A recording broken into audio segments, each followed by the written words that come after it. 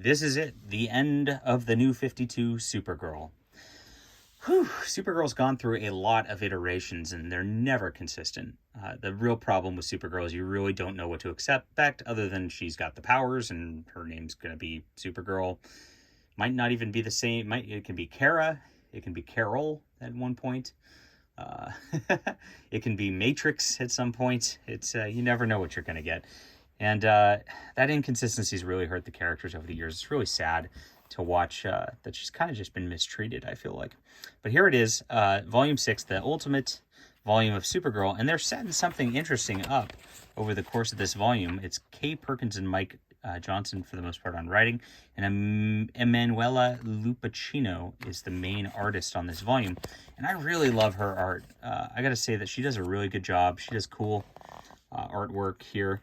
You've got the weird New 52 design where they give her like a weird diaper. Unfortunately, I don't know what the deal is with that, but it is what it is. And this is the girl who fell to Earth, and she literally falls to Earth. It kind of references a little bit of what's going on, and there's some crossover where there's been some kryptonite in the atmosphere or something like that, and she literally just falls to Earth, and she tries to repair whatever's happening. I don't know what's happened exactly, but apparently something big happened. And she ends up kissing some black boy in a wheelchair. And he kind of comes out of nowhere in this volume also. We've abandoned her friendships that were from the beginning of the series at this point. They don't really show up again. We do get Cyborg Superman, who showed up a couple volumes ago. And we got a new backstory origin for him. Very odd. And we got some weird Matrix things. You remember the Matrix, how they had that? Yeah, I don't know. And she has to kind of rescue things from there. So we get Tony Bedard appears in one more, where she gets he is in the last volume with the Red Lantern crossover.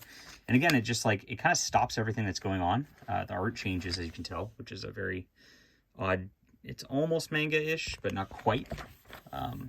Very sparse backgrounds in this one.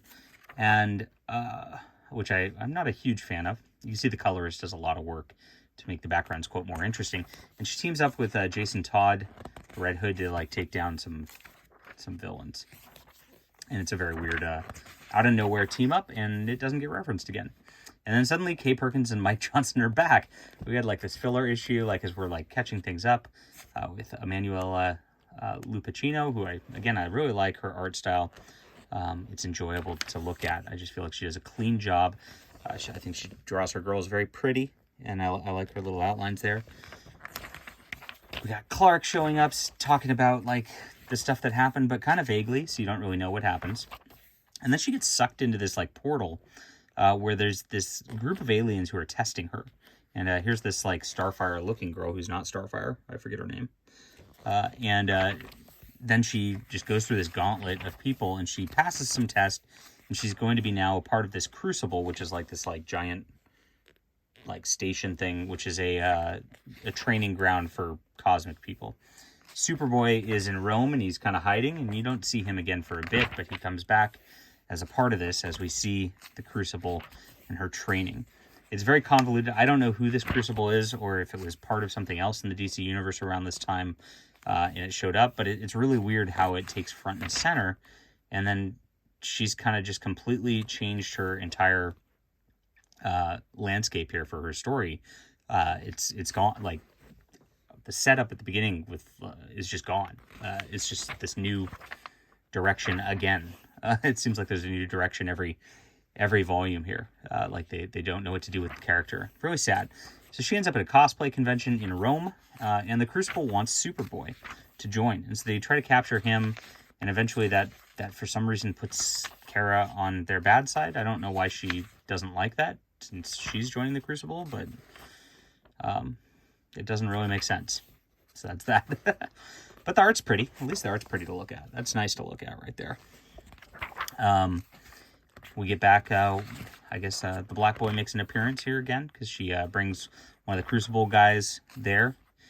And I'm not sure what the point of that is, but I guess they're trying to make him her supporting cast now. You know, that diversity is the whole point, I guess, because he's in a wheelchair and black. And That's about the only defining characteristics he has. But you're supposed to like him because Kara likes him. And that's how it works. And so then you get a conclusion where she goes back to the Crucible. One of the guys is taking over there as an alien. And then she has to fight them off. And then you get some more diversity as, like, at the end of it, the redheaded Starfire girl kind of confesses her love to Kara in a weird way. It looks like a friendship scene, but like the artists like did not get the communication here, obviously, is what they were trying to do. Because they vaguely imply she likes her, and then Kara is like, oh, thank you for telling me. And then they part. It's trying too hard to force that into the story, even when it definitely didn't belong there. And then it ends. And she loses her powers at the very end, and that's it. That's the end of Supergirl. And then there's like some, this is a Supergirl 34 through 30 and Future's End, which is, I'm guessing, is part of some crossover that takes place in the future, and she's become a cyborg Supergirl at this point. With Tony Bedard, we have a very different colorist, but it is the same penciler here, Emmanuel Lupicciano. So it looks very different, and they're in this like very weird future where they are evil, and she kind of becomes good at the end of that, and then turns down cyborg Superman. Very bizarre. I don't know what this fits into also. It's obviously there's a bigger story here that is crossover, and it didn't work out very well. So, the Crucible story is kind of interesting, I guess, but it just seemed to come out of nowhere, and I don't know why I'm supposed to care about those characters. It needed more to develop, I guess. And because this just spun out from a Red Lantern thing, it really just was out of thin blue air, and I have no idea why this is like this. I don't know why I didn't just because Mike Johnson wrote the beginning of Supergirl's first couple volumes, which was pretty good, and then this just fell flat because it just had no direction to it. That's the problem with Supergirl. I do love the art though. I want to hire that Emanuela Lupacchino. She's amazing. But I don't know what else she's on. I'll have to look her up. All right, that's about it for Supergirl. We are done with the new 52, and I do have the Rebirth stuff. We'll see how that goes. I know it's a completely new direction for Supergirl yet again. Whew, they really just don't know what to do with this character. It's really sad. But yeah, the story was very hard to read. It was convoluted. The characters are just all over the map, and I don't know why you're supposed to care about all these characters or what they're involved. Maybe it's part of another bigger crossover, like I said. But I don't have that. So as a story itself, I got to say this is a 5 out of 10. It's a very sad ending for the new 52 of Supergirl. All right, hit that like and subscribe button. We'll be back soon.